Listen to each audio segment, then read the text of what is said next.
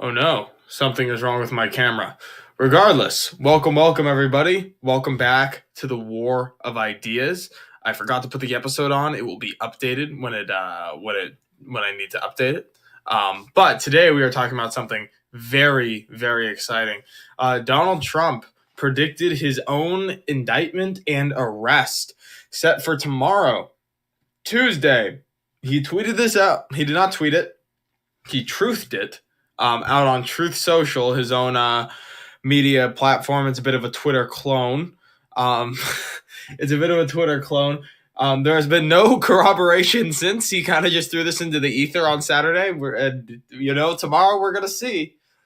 Jag is sad that she doesn't get to see my chiseled features. It's okay, Jag. I know it's very disappointing to you and everyone else in the crowd, but yeah, sometimes OBS decides to become a zombie and just revive itself on my computer, even though I've deleted it off of my computer. Sometimes, it just rears its ugly head. So we might try for the camera in a second, and I definitely want to see all of your lovely faces when you call in, as I'm sure you will. But I will have to remain represented by my Captain America avatar that somehow we haven't been sued for copyright yet over. We don't know how, but this story is very interesting. It's basically as long as the story is actually pretty short, but the implications are head spinning. So more than the actual story in terms of like technically what happened, we're going to talk about the how he would predict this, the legal basis of the charges that are going through a grand jury right now, and the political implications of his arrest or non-arrest. All of these will be extremely interesting to get into. I think that I think we're gonna have some disagreements here. I think it's gonna be a fun one. One thing about that I've always said about American elections, especially as I get older and slightly more cynical, I realize that what's more important to me than anything at this point, since I cannot expect good governance, is just entertaining politics. Because we're at the point now where I can't expect good governance, so I just want it to be entertaining. And now that Trump's back in the in the spotlight, it's more entertaining than ever. So we're looking forward to getting into that. Thank you everybody for being here. We got 11 people in the room already. Meeting, good to see you, buddy. Meeting Forge, aka Jimmy. I have a news article I'm gonna read. It's from MSNBC News. So don't worry, I'm not playing into my own biases. I'm going to go through this. As I go through this, I'm going to offer my own commentary because I find it's the most organized way to present my thoughts is through commentary. But everybody, please call in. I know that YouTube exists. I know that YouTube is there. I am checking on the YouTube comments as well. So please call in, comment. As much as I enjoy hearing the sounds of my own voice, and commenting on objective stuff, I love being responsive to you guys, and I especially love to hear from you directly. Oh, Dave S is on the YouTube chat. Good to see him, old buddy of mine. He's been ducking me for an abortion talk for a while. No, I'm just kidding. He hasn't been ducking me, but we got to set that up. Anyway, 11 people in the room. That's awesome. Here goes. So MSNBC News put out this article by Laura Jarrett. They put it out on March 20th. That is this morning, or this afternoon, Eastern time. A former president has never been prosecuted in the history of the United States. As early as this week, that might change. Donald Trump, who faces possible criminal charges in New York related to a hush money payment to porn star Stormy Daniels, maintains he has committed no crime, and its attorneys argue he is the victim of extortion. The Manhattan District Attorney's Office, run by Democrat Alvin Bragg, isn't commenting, and no charges have been announced. But if, in fact, Trump is indicted, it would be a remarkable moment in the country's history, in a case with a legal underpinning that appears far from open and shut. Now, this is coming from MSNBC. So, the fact that MSNBC is talking about how this case is not open and shut should really show you something. Because MSNBC is not exactly a right-wing outlet. So a couple of things here. You have to remember a political reality is that basically the burden of proof that you need to hit to arrest a person as prominent and as politically relevant as Donald Trump is practically higher than it is to arrest an average Joe. Now, whether or not that should be the case, that's something we can debate. I think you can make a compelling argument that everybody is the same in the eyes of the law. It doesn't matter who you are. But the fact of the matter is that, former presidents don't tend to get arrested for things like misdemeanors. They don't tend to get arrested at all, as MSNBC said. So there's that angle to it. And so you could immediately call this political just because it's novel. I think, I'm not sure if I buy that argument. Some people to the right of me have been making that argument. Again, I personally don't buy it, but it's something to consider. Something to consider. So I'm going to skip off of this article for a second just so I can read the actual language of the Truth Social post. Let me find it. Sorry, guys. I want to read the actual language because it's important to understand what exactly he's saying. He says it in all caps, so it's very, very funny. As always, it's just immensely entertaining. So Trump is basically saying that he didn't do it, and more than he's saying that he didn't do it, he's saying that even if he did do it, basically the charges have no weight, and he's somewhat right about this. So the legal analysis over at MSNBC. Sorry, I'm flipping through things trying to find the actual language of the Truth Social post because it's not on Twitter. It's very hard to find. But basically, what Trump is saying is that this indictment has been kind of gone over by prosecutors for a while, since like roughly 2018. This type of idea that Trump did a campaign election fraud or something of the sort that's going to get him in trouble. Like, this is not new. But it's only now that he's actually getting indicted for it, which again makes it more political. Going back to the original MSNBC article, what is the possible crime? Factually, the case is straightforward. Trump's former lawyer and fixer, Michael Cohen, paid Daniels $130,000 just days before the 2016 election. In Cohen's version of events, this was done at the direction of his boss because Daniels was on the cusp of going public about the affair she alleged she had with Donald Trump in 2006. Okay. Now, is this a crime? The answer is maybe. So the kind of problem here is that you would have to argue that this money was not meant to because it's publicly embarrassing for him and his family. You would have to argue that the reason he's paying Stormy Daniels off is because it's better for his campaign. And that's the only way you'd even have like a foothold to argue that this is a campaign finance problem, because it's money associated with his campaign, but it's going to this kind of illicit idea. It's not exactly above board, and I don't think that he documented it accurately at the time. But again, you would have to know his intent. You would have to somehow argue beyond a reasonable doubt that this was for the good of his campaign primarily and not for anything else. And again, as we see with Donald Trump quite a bit, proving intent crimes is very difficult. It's very difficult. Again, this happened back in 2006.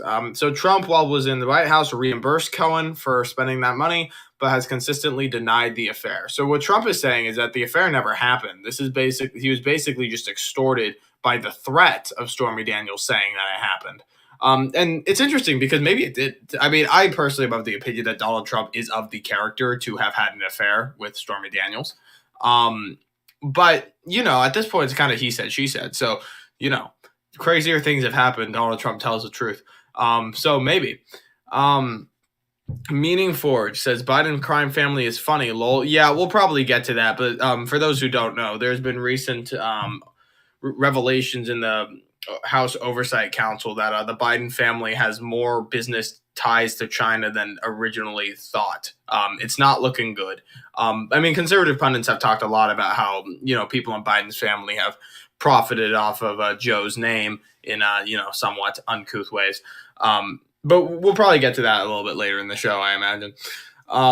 So according to Mark Pomerantz, a former prosecutor who worked closely on this case and recently published a book, Cohen submitted phony invoices throughout 2017 referencing a retainer agreement and requesting payment. Then Cohen received a series of checks hand-signed by Trump while he was in the White House. The legal problem is that there was no retainer agreement, according to Pomerantz. It was all done to cover up the hush money scheme. The fake documentation of legal expenses on the Trump Organization's books could cover a charge under New York state law, which makes falsifying business records a crime. Right. Right. So this is the other thing. If you're not going to get them on campaign finance thing, it'd just be a business finance thing. In the call-in chat, we have a bit of a scuffle. We're playing. Our good friend Bob is talking about the Biden crime family as well. But yeah, these are separate issues. Not that either of them is good. For sure, neither of them are good. Normally, false business records charge would be a misdemeanor. This is true. And misdemeanors have a statute of limitation. So, first of all, going after any prominent politician for what amounts to a misdemeanor is already looking pretty hairy. Again, for the reason I said earlier about there being a higher practical burden of proof before you arrest a prominent politician, just because it doesn't look good. Arresting the front runner of the opposition party really doesn't look good over a misdemeanor. So that's number one. Number two, misdemeanors actually have a statute of limitations. There's a certain amount of time that can pass, and if you don't prosecute a misdemeanor, it's no longer fair game. That amount of time has already passed. So according to this MSNBC article, they're trying to tie it into another crime. In order to elevate it to a felony, the defendant needs to have created the fake records with an intent to commit or conceal another crime. Here, it is unclear what the Manhattan District Attorney's Office plans to argue is the second crime. Nobody knows yet. The DA has not commented on Trump's predictions. Some legal commentators have suggested that perhaps the DA is only prosecuting the misdemeanor charge, which would be a problem. Others have argued that it would be a huge waste of time and resources to give Trump the power to paint the case as weak. Yeah, and this was why they didn't prosecute it originally. There's plenty of motivation to take Trump out, especially in an area as blue as New York. The New York DA's office has every interest in prosecuting Trump, as does the Feds, because the entrenched interests in the Fed are inherently opposed to Donald Trump. They have every motivation to do this, and they didn't. And the reason is because it seems to me like it's just a weak case. Again, we're going to get to the broader political implications, but I just want to get the facts down as far as the indictment, and then we can do wild speculations about the impact of this sort of thing. Pickles says Meaning Forge. Hopping over the YouTube comments real quick. We got a few here. Hey, Quick Q says, interesting. Trump arrest is a net positive or negative. Is Trump arrest a net positive or negative in both sides if he is innocent or guilty? Talking in regards to the world's view of the U.S. In regards to the world's view of the U.S., if he's guilty, it looks good. If there's any way of proving that he's actually done something illegal to the point of a felony, then yeah, accountability is good. The fact that even our most prominent politician can be held accountable is good. However, if he's actually innocent, let me rephrase. If he's guilty and you can make a compelling case that he's guilty, then it's good. But the reality is that whether he's guilty or not, from what I see, they're not going to be able to make a compelling case. If he gets convicted off of the evidence that we're going to go over, that will look very, very bad, and it should look very, very bad. Eugene Parallax says, as a Russian observing on the sidelines, it's a very dangerous situation if the arrest will in fact happen. J6 will look like a joke compared to something that may happen. Maybe. This has been the concern of a lot of people. Again, we're going to get to this, the implications and the effects. Maybe. I don't think. Maybe there'll be J6 stuff.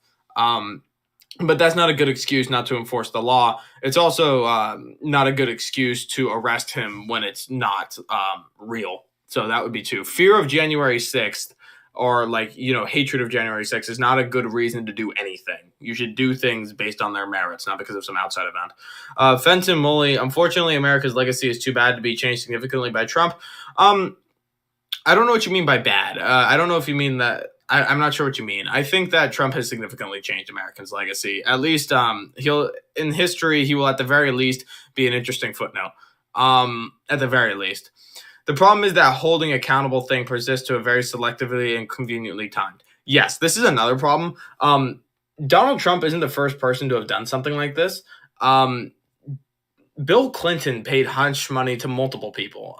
The names are escaping me right now, but Bill Clinton has paid hush money to people, and he was not prosecuted. So you also have to bring into the problem. You also have to bring in the problems of selective enforcement, because that's kind of a big deal. So that's a good note by Fenton Molly. Um, Yeah, so back to the MSNBC. I did not have sexual relations with that woman. Yeah, it wasn't her, I don't think. God, that name is forgetting me too. I think it was somebody else. But believe you me, other presidents have committed at least misdemeanors. I think specifically in terms of this sort of thing with the finances and the hush money, but they've done worse shit and they have never been prosecuted. So, the selective enforcement is also a bit of a problem. Even if Trump did do this thing, it's still going to look political because it's only being enforced on him when it would have, should have, and could have been enforced on other people. So there's no version of this where there's not massive political implications of unfairness. There's no version of this where that happens. Now, how deep those implications of unfairness run and how much water they hold will vary based on the facts. But there's no version of this where it's completely above board, because even if he's 100% guilty and even if you could compellingly make a case for that, other presidents have done a similar thing, and you can call that whataboutism, and maybe it is a little bit, but pointing out that the standard is not set evenly for everybody shows bias. Monica Lewinsky, thanks, Jag. It depends on what you mean by sexual and relations and woman. Yes. I mean, I personally don't hate that thing that Peterson does, that Pangburn is referring to, but yes, very funny. True. Real. Trav says, make sure you have the YouTube stream running on mute as well to help the algorithm. Real. Help me. I need your help, everybody. But yes, going back to the MSNBC article, others have argued that it'd be a huge waste of time and resources to give Trump the power to paint the case as weak. This is true. If the grand jury does not vote in favor of prosecuting the case as a felony, it could direct the prosecutor to file a misdemeanor case instead, which again would be hard because I'm pretty sure the statute of limitations has expired on this. I'm relatively sure. Somebody can check me on that, but I'm pretty sure that's right. Or at the very least, it's very close. The statute of limitations on misdemeanors in New York is like 2 years, I believe, and on felonies it's 5. And yeah. For those cheekbones, anything. Jag is really admiring my cheekbones. I think it's partially the artist. I don't think it's just me. This is the second time Jag has brought it up. We're getting to Jag. You're getting to harassment territory. I'm feeling slightly uncomfortable with your cat calling. I feel super. I'm kidding. I can't keep a straight face. It's very sweet of you. Other presidents use campaign funds to pay off porn stars. To pay off porn stars, no. To pay off mistresses, yeah, Bill Clinton. I'm pretty sure. Let me find out. Hold on. I'm going to find out for sure. Bill Clinton pays off mistress. Yeah, he paid Paula Jones $850,000 in hush money, according to CF.org. Yeah, so this is not the first time that an American president has paid off hush money. And if you're going to say it's a felon, if it's a campaign finance felony, you would have to you would have to show that it's you'd have to show that that was the reason and not for like public embarrassment. Pangburn says, "Don't be beta." I was like, Trav, I didn't know you were like in the red pill community. Bill Clinton has purchased a lot of entertainment. Real. I'm simping over here, says Jag. My first one. It's like everybody. It's like your first. It's like first driving a car, first riding a bike. I have officially found my first simp, and it's somebody in the organization, which is almost kind of sad. It's like your mom like going to prom with you. Is this erotic radio? No, it's not. I perish the thought. This is a very pure show. This is a very pure show. We are very focused as well. Not only are we like morally pure and not erotic, we are also very focused on the topic at hand. And I hate. I should have seen that one coming, I suppose, Jack. Anyway, yeah, I dare anybody to say otherwise. All right, back to the actual article. No. Is this a case of slam dunk legally? No. This is why this hasn't been. This is my commentary. This is why it hasn't been prosecuted before. We've known about this for a long time. This isn't new.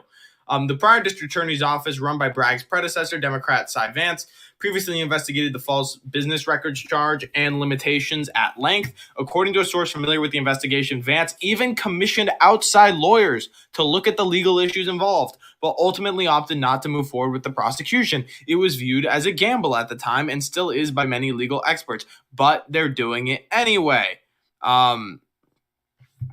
He settled a sexual harassment suit? Okay, so Trump did it earlier.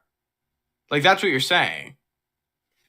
Like, North, I'm not saying it's exactly the same thing, but I'm not saying it's exactly the same thing. That's what I'm saying about the practical. Although I do appreciate the clarification because I was wrong. So Bill Clinton didn't pay off Paula Jones in advance to, prevent embarrassment. He kind of let her do the suit, and then he paid her off after that. That's cool. It is substantially different. He's right. No, he's right. These are different things. Thank you for the clarification on that. I mean, the political implications still apply. There's still the connections are still going to be drawn, but yeah, there's a reasonably meaningful difference there. I appreciate you, North, clearing me up on that. One is a legal lawsuit, Trump's misappropriation of funds. I'm gonna look up generally presidents paying hush money. But I mean, you'd have to argue that no president before has ever committed a prosecutable crime and was not prosecuted for it, and I think that's probably not true. I think that's probably not true. I think that you still have the selective enforcement thing, although you don't have the same one-to-one example that North is referring to. As North pointed out, it's not a one-to-one example, but I think you can still make the generalized argument about selective enforcement. So yeah, if the grand jury indicts, then the key will be the prosecution's theory about the quote-unquote second crime that allows the misdemeanor of false business records to be raised to the level of a felony, which is mentioned above. Is that it is state crime. Some have pointed to a possible conspiracy charge under New York law, with the idea that being that Trump conspired with others to make sure the affair didn't come to light before the 2016 election. I'm not sure how that's a felony because just conspiracy alone isn't a crime. It has to be conspiracy for a crime. Covering up a affair isn't a crime exactly. So I'm not sure I would super understand that. Well, here I'm clicking on the hyperlink. So according to New York election law 17 through 152, any two or more persons who conspire to promote or prevent the election of any person to a public office by unlawful means, and which conspiracy is acted upon by one or more of the parties thereto, shall be guilty of a misdemeanor. Okay, so this is saying that if you are trying to help or hurt a election by unlawful means, the unlawful means would be potentially the business stuff, then that should be guilty of a misdemeanor. That's still a problem, though, because under New York state law, that's still a misdemeanor. That still doesn't raise to the level of a felony, which is what you need to get past the statute of limitations. Because again, we've had this evidence for over 2 years. Law enforcement is inherently selective. Not talking about the police. Yeah, I know. Law enforcement is inherently selective, but the problem is how it's being selected. And you can make the argument that it's because they really don't like Donald Trump and they've been wanting to indict him for something for like almost 8 years now. A lot of including stuff that got made up. This, in fact, was not made up. It's just very I'm just very skeptical. So the conspiracy charge doesn't actually work. Others have suggested that a federal campaign finance violation would be in place. See, I was ahead of the article. I said it first. That's what Michael Cohen pled guilty to back in 2018, in my opinion, probably because he was offered a deal, which doesn't make it not true, but it's just something to be noted. Along with other charges stemming from a probe of Cohen led by the Office of the U.S. Attorneys of the Southern District of New York, working with the FBI and the IRS. Right. If you want a felony of finance violations, you would have to argue that the use of the finances was to help him with his campaign and not like to spare the family public embarrassment. And, I think it was probably both, but you're not going to be able to prove it was one or the other primarily beyond a reasonable doubt, because quite frankly, nothing is beyond a reasonable doubt when it comes to the mind of Donald Trump.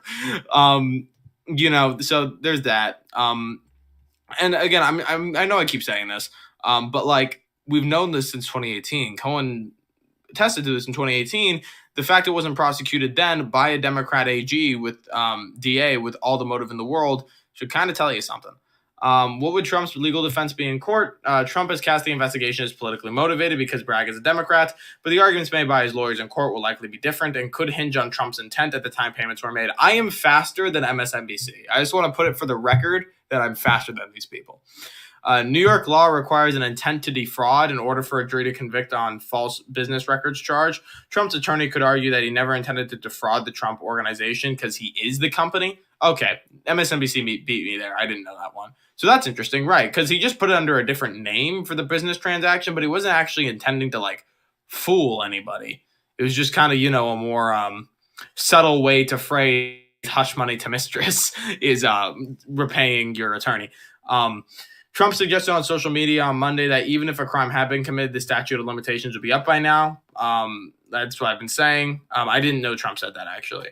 But that's unlikely to be a major sticking point, says MSNBC. The statute of limitations on a felony charge related to false business records normally requires an indictment to happen within 5 years. Yeah, that's a felony.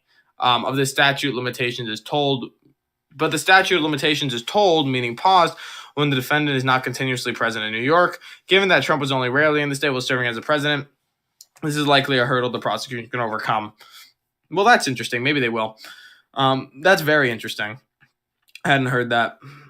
Trump's attorneys may also point to Pomerantz' book to bolster their arguments. Pomerantz explains that the potential legal problems with mounting a successful false business records case, and so Trump's attorneys may argue that even an insider didn't believe that the case was strong enough for prosecution, right? And because somebody on the inside who's privy to like the real thoughts, like the private thoughts of the people on the inside, he even says that they didn't think it was really a danger. So there's that. Jag says that so the legal process or the state judiciary, because that's the same jurisdiction that declined to prosecute Jeffrey Epstein until they're forced to. Yeah, I mean, these aren't exactly the same thing.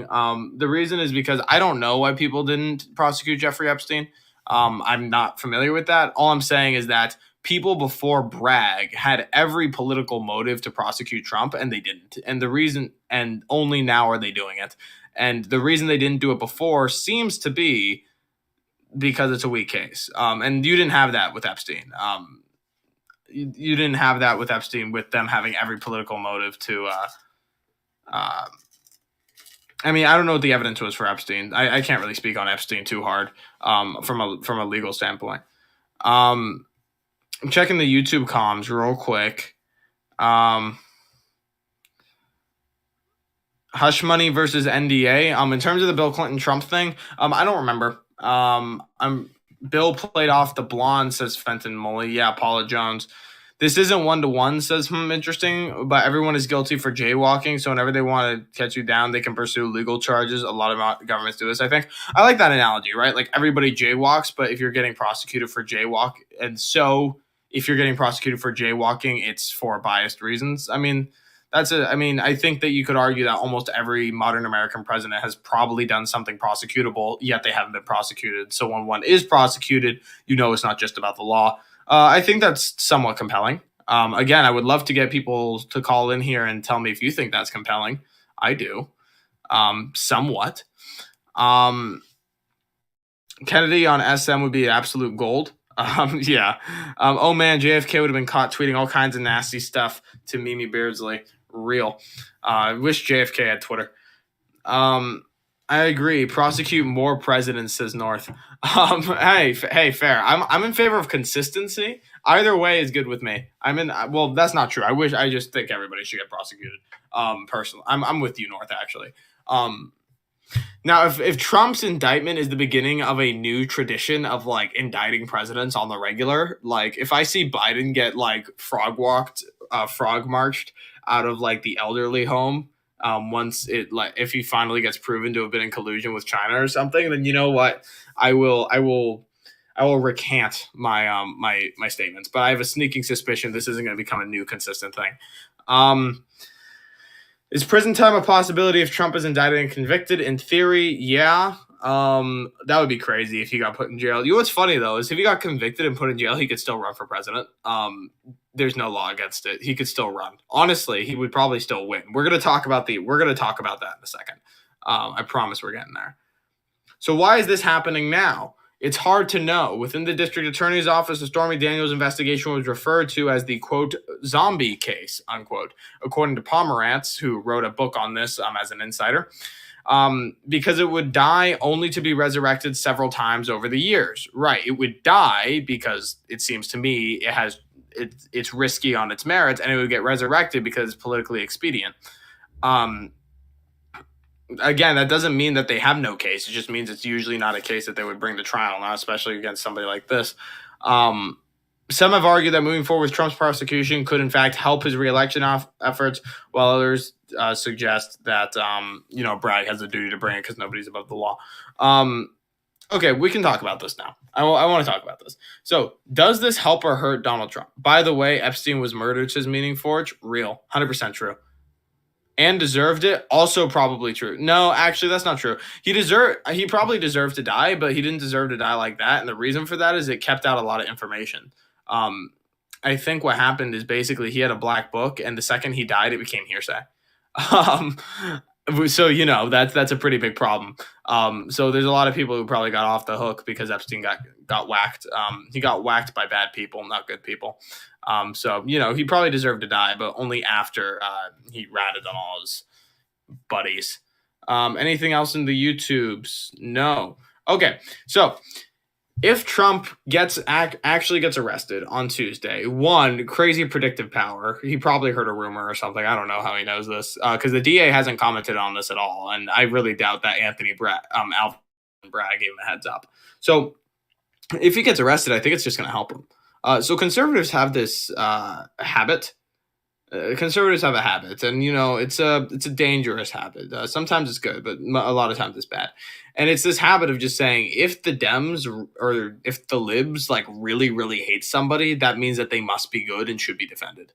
And it's instinctual. It's if Dems say bad, therefore good. It's A and B logic. So that's one part of it. Conservatives tend to leap to the defense of anybody that the libs go after too personally, too hard, because they just say that, oh, this person must be good if the libs hate him so much. So that's one thing. And then the other thing is that Trump was good in 2016 because he made a very specific pitch. And that pitch was basically, I was friends with all these people. I was a Hollywood elite. Hillary Clinton came to my wedding. I was a guy with them. I was in the circles. And then I announced that I was a Republican. And then they all turned on me. But it's not because they hate me. Remember, they were my friends. It's because they hate you, basket of deplorables, Republican leading voters, and they hate me because I'm just in the way. And that was his pitch, and it's what got him elected in 2016. So if he gets arrested again now, while he's the front runner, it's going to spark that back. It is going to once again make it seem like he is taking the slings and arrows on the chin in defense of, the Republican voters, of conservative and right-wing people. And if that happens, again, it's going to be spirit of 2016 all over again. And it is going to help his chances. If Donald Trump actually gets indicted, it will help his election chances 100%. It will help. If he actually gets perp walked in handcuffs, the election might be over. I'm not kidding. It would be very, very good for him politically. Very, very good, in my humble opinion. It'd be very good for him. And this is different from what he did in 2020, because in 2020, it wasn't they hate me because they hate you and I'm standing in the way and protecting you. It was more they hate me and they stole the election from me and it's really sad, and you all my voters, you need to defend me in these various ways and show your loyalty. And the American people weren't really interested in that. They were more interested in getting protected than trying to protect this guy. There's some people who fall into the cult of personality, and I mean that in a technical way, not a disparaging way, who are more than happy to leap to Trump's defense and show that loyalty. But for, the majority of Republican voters, that doesn't work. So if he gets arrested, then he's going to be more 2016 mode and less 2020 mode. And he'll probably do better if he's in 2016 mode. He had a speech at CPAC where he said, I am vengeance. I am your I am justice. I am vengeance. I am your retribution. He said that. It's like the Batman speech, right? He's like, I am vengeance. I am the night. I am Batman. But it really played well, and that's because it's more 2016 stuff. He showed up in East Palestine, Ohio, same thing, connecting with the common man, bringing them water bottles, buying them McDonald's. Again, this all goes into the spirit of 2016 campaign. And if he keeps at this, especially if it gets, vindicated by his seemingly vindicated by his arrest, it is going to make his election chances much, much higher. Much, much higher.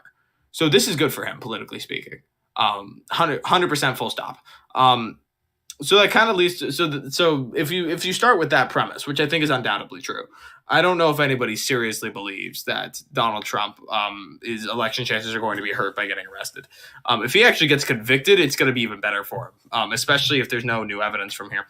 That makes it more likely that he actually violated the law. But from there's two theories that I would like to discuss with anybody. Again, I love the sound of my own voice and all. I can keep talking because this is really interesting to me. But I'd also like to talk to one of you if you don't mind. So there's two theories from this. And one, it's that, the establishment, the libs, the Dems, Alvin Bragg, the, very vague and ill-defined they, is that they're doing this on purpose and they know it's going to help Trump's chances. And they're doing it because they think he's a more beatable candidate, which is, again, what kind of happened in 2016 is that Trump actually got a lot of support during the primaries from people, from like The View and stuff like that, because they thought he was, theoretically, because they thought he was more beatable and they thought he was funny and not a real threat. Maybe they're thinking that this time. Maybe they think he's still the most beatable candidate compared to, Ron DeSantis down in Florida. And so they're doing this because they want to help his chances now. And that's why they're doing it now. And that's one theory. The other theory is that they're dumb and they just want to because they hate Trump that much. It's just wish fulfillment and they're not thinking about the potential consequences. Again, in theory one, they were wrong in 2016, so they could be wrong again. That's theory number two. And theory number three is like the principled version where they're just Bragg finally just, for whatever reason was the guy who wanted to uphold the law and, damn the consequences. I don't find that theory particularly likely, again, because there was a Democrat DA before. He could have done it. He didn't. Maybe that was out of fear of the benefits that would give to Trump. I don't know. Maybe it was, maybe it was out of fear of like another J6 thing. So I don't know. Those are the kind of theories. Whether they're doing dumb wish fulfillment or whether they're doing 4D chess. I think it's probably dumb wish fulfillment. I generally assume that everybody in politics is very dumb, unless I have compelling evidence otherwise. But yeah, that's kind of the right-wing theories there. If Trump is indicted, what happens next? Back to the MSNBC news article. I'm talking so much, I'm mushing my words. In the usual case, the prosecution's office would instruct the grand jury on charges and the jurors would vote. The grand jury is usually made up of 23 people, at least 16 who have heard the evidence need to be present to vote, but the decision does not have to be unanimous. If 12 members of the grand jury vote to indict, the prosecution will draft up an indictment for the jury and the jury foreperson would sign it. The indictment gets filed under the seal with the court, so initially the public will not see it. We will continue to be in the dark. Once the indictment is filed, the prosecution team will then reach out to defense attorneys to coordinate time for the defendant to voluntarily surrender to arrest. Despite Trump's post on social media Saturday suggested he'd be arrested imminently, a Trump spokesperson said that his attorneys have not been informed of any charges so far. And this is this afternoon, so really cutting it to the wire there, if it's going to happen. If the case proceeds as other high-profile cases have in the past and Trump turns himself in, he could be processed someplace within the DA's office, according to the sources familiar with the office. That would normally include paperwork, fingerprinting a mugshot, and a cross-check of any outstanding criminal charges, which would all happen behind closed doors. Sometime soon thereafter, he'd be arraigned on charges, blah, blah, blah. At that point, Trump as their attorney on his behalf would enter a plea and then be released with another court date. Trump would not have to post bail to be given the nature of these charges, blah, blah, blah. Okay. Last thing here is I want to say if Donald Trump actually does a mugshot, that might be one of the most important photos of American history. Like, full stop. We would be witnessing something that goes into history textbooks for sure if there's a mugshot of Donald Trump at any point.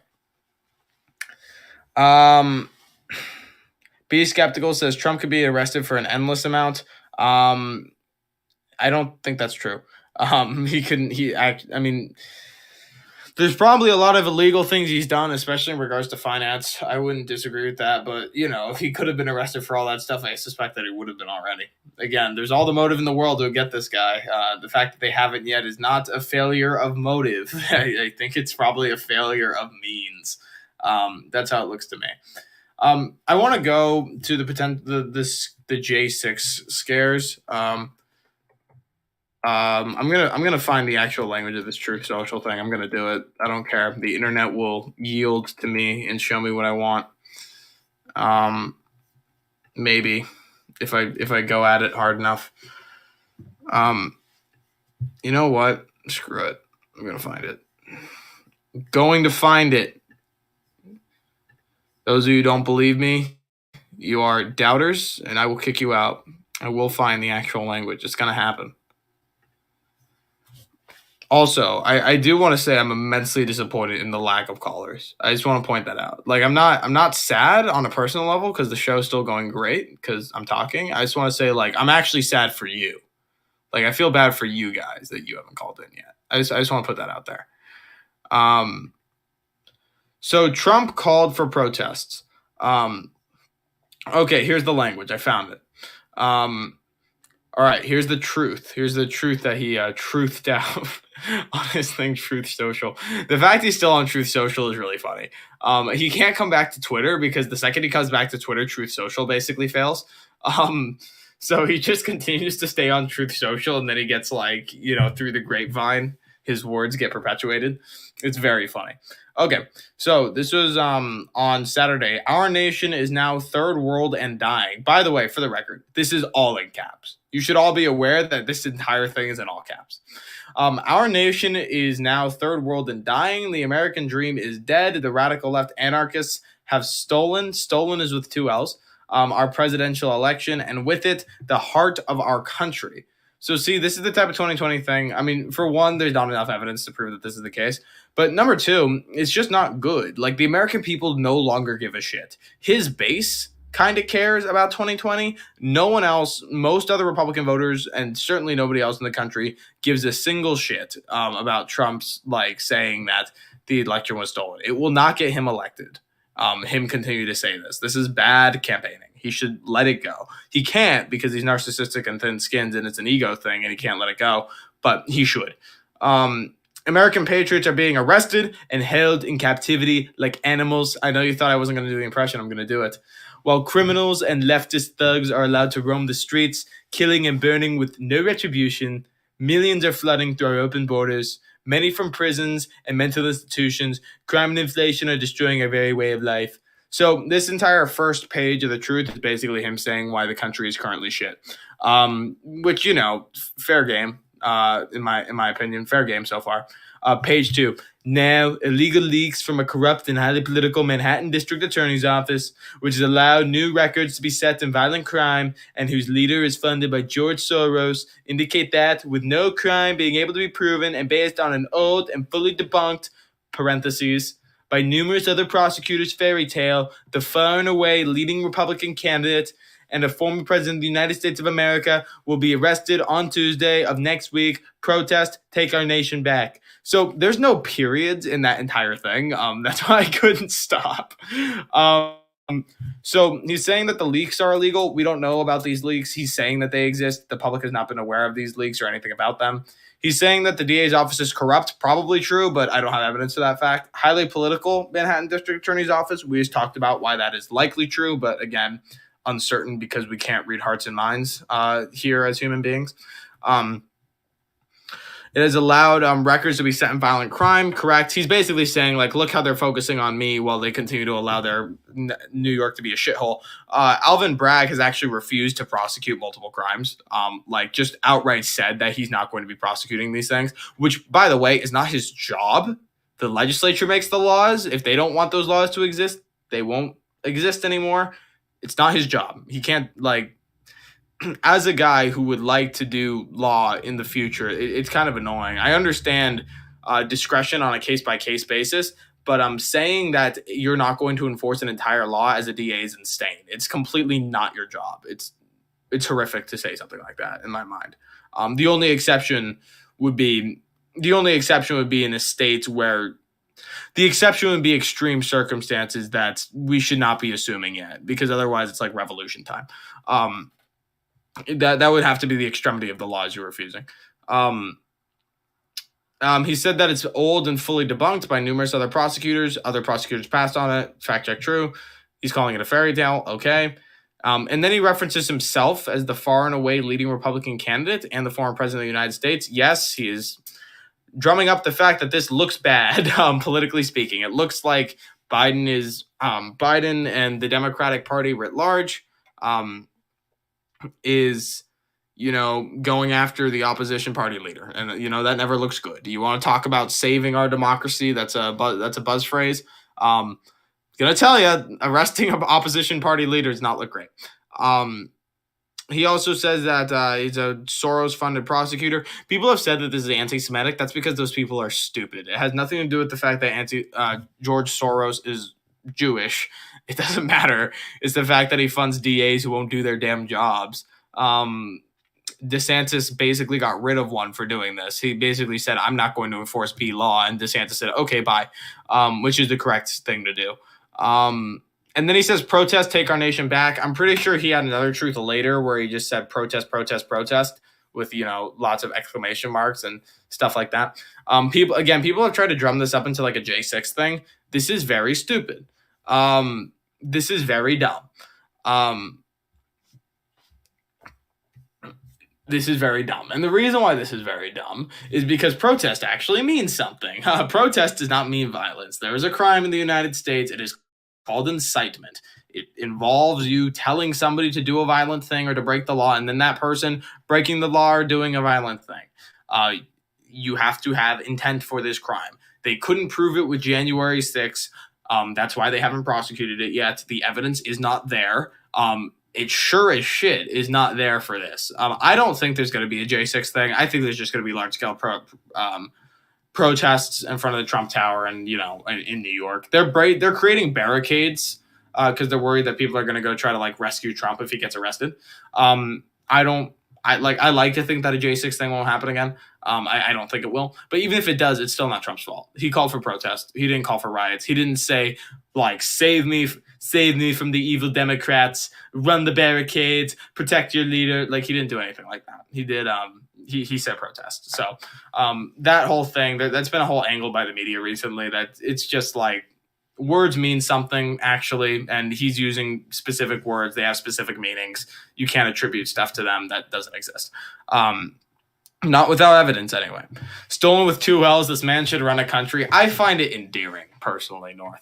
I mean, none of our politicians should be in charge. I can count on one hand the amount of politicians who I think have any place in our government. I can, you're right. Stolen with 2 L's, very funny. I think the odds that Trump made this truth while on a golden toilet are, significantly high. Close to accent, then I lost it, said Meeting Forge. I know. My Trump accent was actually very good while he was in office, but I've just run out of practice. I've just lost it. It's very sad. I'm going to try to get it back. But Trav thinks it was good. Sounds like 1980 Trump. Oh, well, it's good. I just don't sound so old. The camera must be on. Need hand gestures as well. It doesn't count. I know. We're going to check the camera again. Is it still OBS? We're going to find out. Oh, yeah, it's still OBS. I swear to God, I've deleted this software off of my... See, this... If you want to think about it, it's actually Travis's fault. I had to download OBS when we were running the show on Discord, and I've since deleted it, and yet, just occasionally, it will do this to every time I want to use my web camera. And I don't know why. I didn't choose it, and I can't get off of it, no matter how I try. Pick a different camera output. There are no other camera outputs available. I don't know why. It's not in the mini list. It's very strange. I know. It sucks. I'm sorry, guys. You have my avatar to keep you company. Should keep Jag happy. Yeah. Should keep Jag happy. But yeah, God, I'm trying to think of other angles to take here. Here's an angle. Maybe this doesn't actually happen. Actually, YouTube comment, Be Skeptical says that the man is a true criminal, hard to arrest the super rich. It is, and one of the reasons why it's hard to arrest the super rich is that even if they did commit crimes, which is a big if, they are very good at finding ways to make sure that there's not enough evidence of them because they're like are rich and have the resources to do that. So you could argue that he's a criminal. You could argue that he's super rich, and he can't get arrested because he's super rich. That still doesn't solve the problem of a lack of evidence. It just kind of explains it. And again, that's even assuming that he's actually guilty. Trav loves listening to me. That's so nice of him to say. That's so nice. I love all of you as well. And I love the sound of my own voice today. That's what we're doing today. Okay, so last angle here that I can think of is that it is very...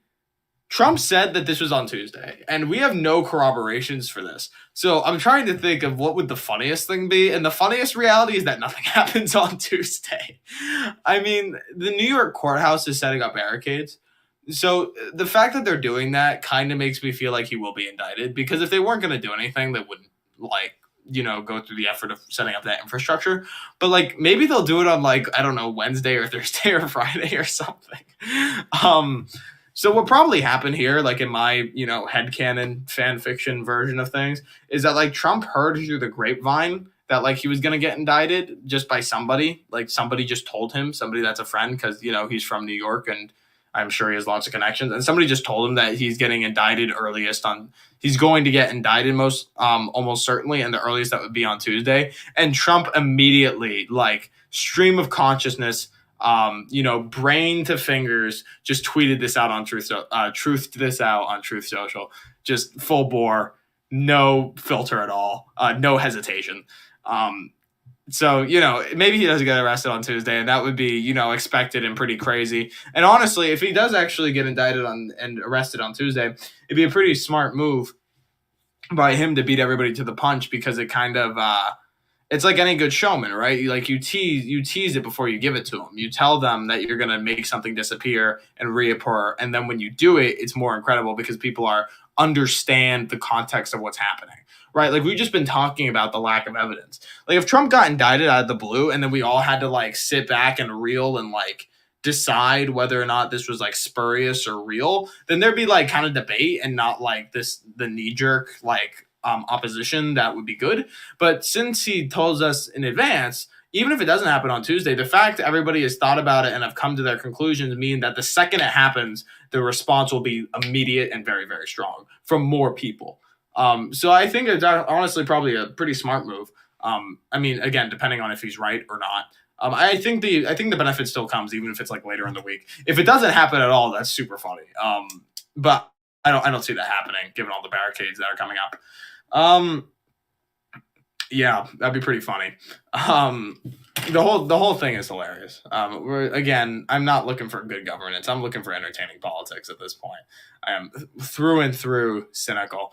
Welcome, Alex, by the way. Good to see you, buddy. Vlad, I saw you were in the callers for a second. I was doing the Donald Trump voice and it couldn't be interrupted. But if you want to call back, I'll let you in. I'm sorry about that earlier. Anyone else new? I don't think so. We got 8 others, but they're anonymous. Which is super lame, just for the record.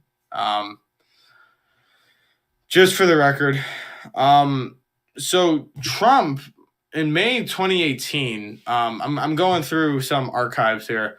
So in May of 2018, Trump said that the payoff was for an NDA, which is very common. Blah, blah, blah.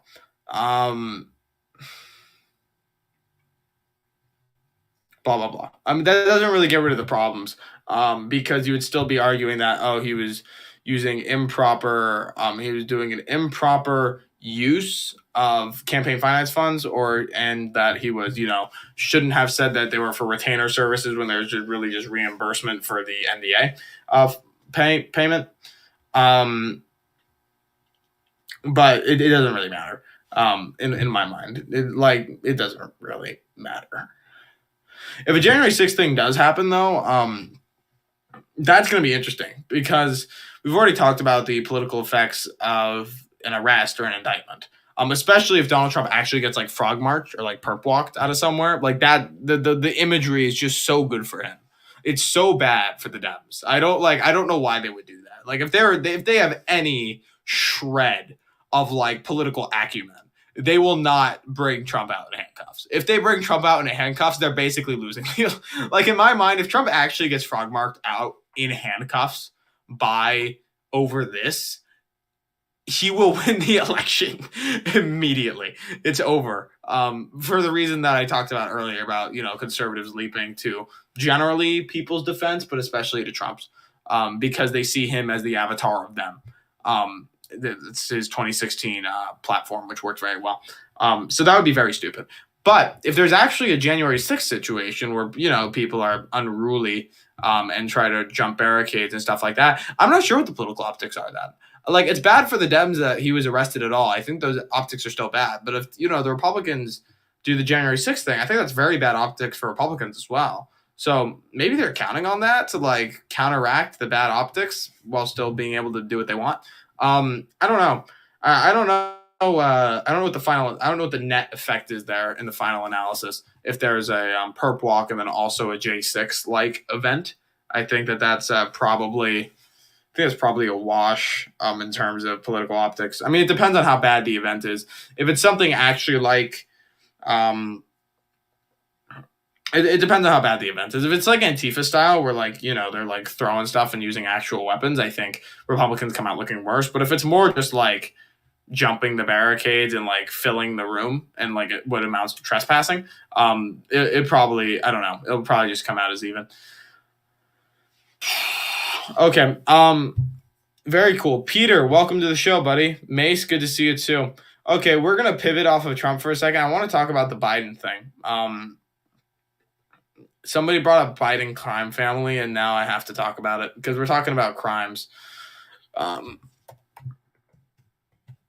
This is pretty simple, but basically, Kevin McCarthy has actually been doing a pretty bang-up job. I'm not gonna lie. I was skeptical of Kevin McCarthy when he got put in. Evening, Peter. Good to see you, buddy. Call in if you please. North Squatch says this indictment could open the floodgates to other prosecutions hiding top secret files, pressuring Georgia senator to commit election fraud, soliciting fake electors to falsify election results. Okay, you're going to make me debunk these now. Okay, cool.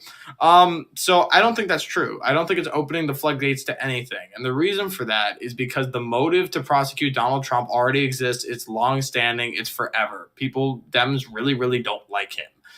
This is not a floodgate thing. Everybody wants to get him for things. They've been wanting to get him for things for 2016. They wanted to get him so bad that they made something up about the Russiagate thing. Completely manufactured. Not real. So the idea that like they have the evidence and they're just not doing it is, to me, doesn't make a whole hell of a lot of sense. An individual thing, hiding top secret files, that is debatable. Mishandling classified documents is in fact a crime. However, the president has the unilateral power to classify and declassify documents, and there is no statute specifying any particular process that the president has to do in order to do that classification or declassification. Theoretically, Trump's people could argue that Trump simply saying to himself, alone in the Oval Office, these are no longer classified, would count. You could even argue that the action of him taking them home alone shows that he was declassifying them, because there is no standard for what declassification means, because the president has unilateral power over that. You can argue that that's a crime.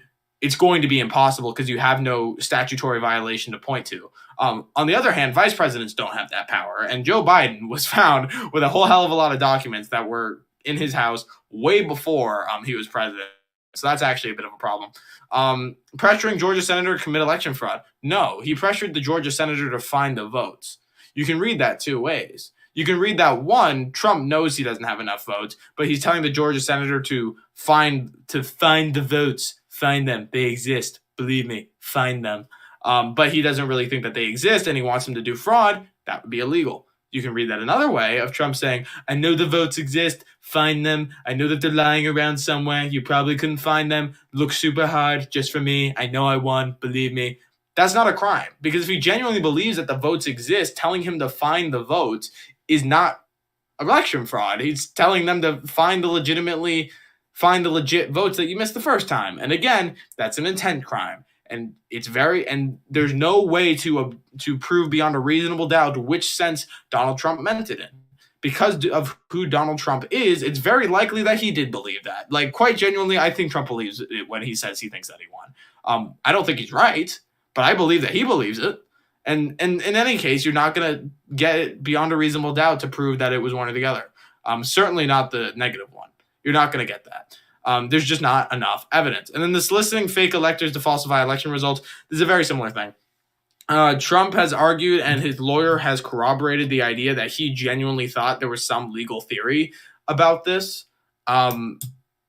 Soliciting fake electors. I'm actually, you know what? I misread that. I'm not familiar with what you're talking about, North. Give me more examples there. I know that he solicited Mike Pence to like overturn stuff for the electors, or he was telling the electors to like rule a certain way. I know that he was doing some like very obscure, not correct constitutional theory about the powers of the vice president and the powers of the electors in the electoral college. But again, you're allowed to be wrong. It would only be a falsification or something illegal as if he knew it was bullshit. But again, that's an intent crime, and you need evidence for that. So those three, again, North, give me more details on that third one, because I'm not sure that we're talking about the same thing. But all these other examples, like, they come down to the same problem, is that you need intent, and you don't have intent, especially when it comes to Donald Trump. So that's why. And I think that, again, with the finance thing, you need intent to defraud, according to MSNBC. And again, it's very hard to make that argument because Trump is his own company. He's not defrauding himself. It's there's like a lot of things that like Trump is like kind of like in the gray zone for, but in my mind, he's very solidly in that gray zone. So, and when it comes to evidence, certainly in that gray zone. So yeah, that's on that one. And again, like, if you haven't not been able to notice, I actually don't love Donald Trump, like, personally as a human. I'm just like interested in the law and like what is correct and what is not, and what will meet a standard and what won't. So Mace says, in theory, you shouldn't be able to prove beyond a reasonable doubt that George Floyd was murdered by that policeman, but look where we are. This is actually correct. For those who don't know, George Floyd had a lethal level of fentanyl in his system when he died.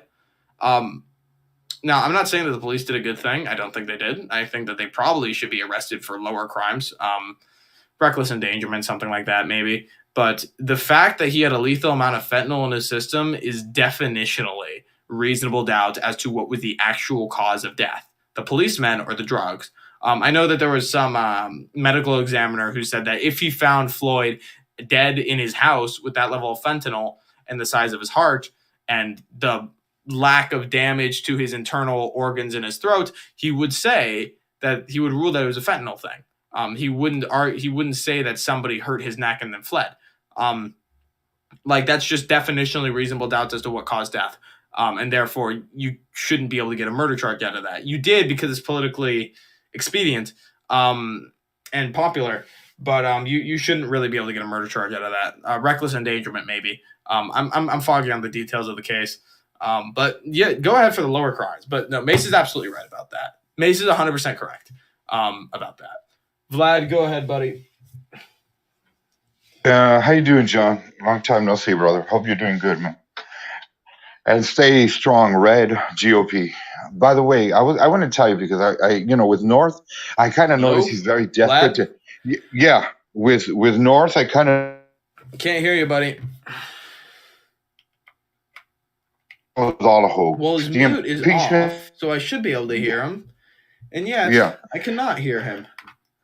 Can you hear me? Can you hear me? Can you hear me? Okay, Vlad, we're gonna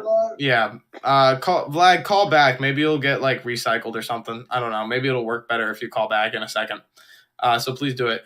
YouTube's comments: free Top G, arrest Joe Biden, and arrest Fauci. Okay, we're gonna take this one at a time. Free Top G. Andrew Tate. We haven't really talked about Andrew Tate. We'll talk about him. Can you hear me better? Vlad, you still there, buddy? Yeah. Can you hear me? Okay, everybody can hear him but me, says Trav. Wow. That's very strange. Okay. Wow. So my thing is, look, we have North that's very desperate to find something on Trump. I guarantee you at the end of the day, they're going to drop shit. Vlad, hold on. I want to apologize to everybody that I am very stupid and that my volume was off. Vlad, go ahead. My fault. So basically, So basically, what I'm saying is, look, a lot of the haters, Trump haters, they want him to see him go down. They want to see him in orange, in orange jumpsuit. They really want to see him. It would call plenty Whether of it, skin tone. whether it's true or not, they just want to see him behind jail, behind jail bars. The truth is, if they really wanted justice, they would want justice also for the shit that Clinton did, both husband and wife, you know, and things like that. But no, they don't want justice. They just want to see Trump behind bars, you know? So they don't care whether it's true or not, because to the left, truth is not a virtue. Truth is not a matter that they want to solve. They use lies, and just like they did with the Russia hoax, the Russia Gate and all that, they didn't find anything. But of course, they still keep on peddling that President Trump and Putin were buddies. So they'll go off with all those lies. And, you know, they have MSNBC and left wing media to promote that, or what is called the government media complex, just like Dr. Michael Savage said. So I think this is wicked. This is evil to want to see. Instead of asking, you know what? Did he do it? Did he really pay Stormy Daniels? What's the thing? You know, I would like to know. I know the guy doesn't have you know, he's not a pure man. Not like he's a man of the cloth and he has to maintain the standard. No, he's been all over the place. He has a filthy mouth. But how many also in politics had that kind of record? Filthy mouth, filthy background. Later on, you find out different lifestyle, a second lifestyle they were living in, and or things they were doing behind people's back, only to later on have to confess and have to resign from power. Trump never had to do that. You know, we see who he's always Well, been Trump all the had no time. shame, so there's also that. Yeah, and honestly, anybody that comes in and fights with Trump, they know they're getting into a muddy a fight. Do you want to coming out of church with a nice 3-piece suit and get into it with him? You're going to lose that one. But all the Trump haters, from Travis, from North, from everybody here that has commented against Trump, they just want to see him locked up. And I don't think that's right. You truly don't want justice. You just want to be an a-hole and you want something thrown at him. And that is not right. That is not justice. God will never be on your side because you're not on the side of truth. I hate Trump, therefore you should go to jail. Life does not work that way. I'm sorry. That is not justice. That is an injustice what you're doing. The Well, I man would is due agree. his day in court. The man is due his day in court, and I'm not trying to give him a free get out of jail card. If he did something wrong, pay up for it. But if he didn't, and you know all this witch hunt that's been going after him, and you're still blinded to it, then you're an unjust person. Because if you see more corruption and you're for it, and you turn a blind eye, or real corruption by a real politician like Biden, the Biden crime family, and you turn a blind eye, the problem is you. You got your morals upside down. That's all I want to say, man. Well, I mean, I think there's something to this, that if the motive is impure, whether or not I mean, this is what I was saying earlier. It's like there's no version of this where it looks like pure as the driven snow, unbiased, blind Lady Justice. There's no version of this where it looks like that. Even if he did do it, even if you could do a compelling case, it seems like the motive is fundamentally political, based on selective enforcement of just the laws in general on former presidents, because none other one has been prosecuted. So maybe. I'm not really convinced that it's necessarily not justice. North says that Vlad thinks being arrested for committing crimes isn't justice. I mean, Vlad, you have a point that if like the motive is impure, you could argue it's not like justice in the most strict sense. But I'm not. I'm not. I think you have an argument there, but I'm not sure if I'm entirely compelled. I'll have to think about it more. Russiagate resulted in multiple arrests, according to Trump's campaign manager, Paul Manafort. Russiagate was a while ago. I'm not super familiar with this example. He sent a link to Vox. Everybody should read this Vox article and then should also read other articles about why the Russian thing wasn't real, and then decide what you think is more realistic. All I would say is that it's been revealed that the initial premise for the Russian thing was never real to begin with. So yeah, Michael Flynn pled guilty. People plead guilty without being guilty. You know that, right? It's like part of deals. So the fact that he pled guilty at all is not damning. And also, false statements doesn't mean that Trump was actually in bed with Russia. Again, everybody read the Vox article that North sent, do your due diligence, and then find some articles and just say Russia hoax debunked and read some of those, and then see what you're convinced by in terms of the evidence that we presented. We could go through this at length. I don't really want to because I'm bored. of it personally, and because my voice is tired because you guys haven't been talking to me. But I will say that the initial premise for the Russia thing was manufactured from the very beginning. So anything caught up in the crosshair, people arrested, all that sorts of thing is it to me. It seems like just fruit of the poisonous tree. Um, I'm gonna go through Silent Empire's YouTube comments. Free Top G. We're gonna go through these and then we're gonna be done because my voice is tired because I've been talking quickly for like an hour. We're gonna do Free Top G. Andrew Tate is a pimp. If not physical, then digital, and he's a bad person. I think that some of the things he says about what is wrong with the world are very good. I think he's right 90% of the time about that. I think his recommendations for how people should act in the world are wrong and dumb and immoral like 70% of the time. And then like 30% of the time he'll be right. But fundamentally the guy's a digital pimp at the very least. He's been arrested because he's been accused of being a real life pimp, a physical pimp. And maybe he did it. I wouldn't be surprised. If you can be a digital pimp, I think you're the type of person who can be a real pimp, a human trafficker. But I also think that Andrew Tate's the type of person who would be the target of spurious charges. So I don't know. I haven't seen any evidence. The evidence that I've seen evidence of like voice recordings of him like being caught on a hot mic, and I've also heard girls coming to his defense. So I could go either way. I don't really care. I don't really care. As for YouTube comment number 2, arrest Joe Biden. Not while he probably not. Not unless the ties of the Biden family to China deals bear irrefutable proof. Then impeach him and then arrest him. Arrest Fauci.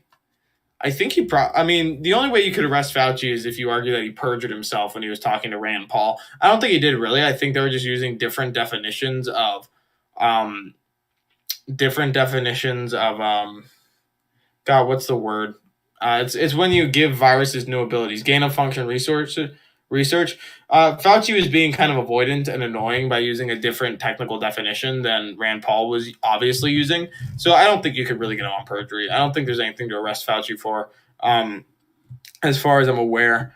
Silent Empire says a knee on the back of George Floyd's neck for 8 minutes killed George Floyd. It would kill the fittest total athletic in the world. 8 minutes. So that's actually not true. Other camera angles beyond the popular one showed that Chauvin's knee was not primarily on his neck. It was on his back, kind of where the neck met the back. It was on that base area. And also, again, the medical examiner's report, I believe, didn't show a collapsed windpipe or, any massive damage in the neck. And again, even if it did, even if Chauvin's knee was directly on his neck for 8 minutes, even if there was catastrophic damage in his neck, the fact alone that Floyd had lethal amount of fentanyl in his system makes there definitionally be reasonable doubt as to what actually caused his death. Definitional, not arguable.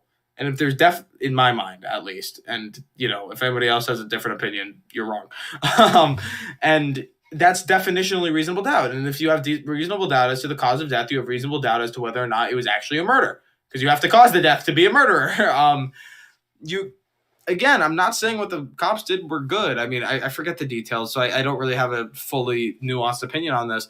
But, go after them for lower charges if you want. But, from the evidence that I saw, murder just was not beyond a reasonable doubt was simply not in the cards, but they did it anyway because, the video is horrific. So that's what last thing I'll say to you, Silent Empire. All right, that's going to do it for today. Thank you, everybody. Tomorrow, only time will tell. We will see if Trump actually gets indicted and arrested. It would be a very interesting and likely important day in American politics. It's going to be very interesting. I'm looking forward to it. I'm looking forward to being entertained. If he actually gets indicted, that will be pretty crazy all on its own. If he does not get indicted, that will be very, very funny. If Trump gets indicted and gets perp walked out of somewhere, that will be one of the most historic days in American history, in American politics. And then any mugshots, any pictures that come out of events will be in textbooks. So Very big week coming up. Thank you, everybody, for being here. Really appreciate you. And I'll see you all next time on the War of Ideas. Bye-bye.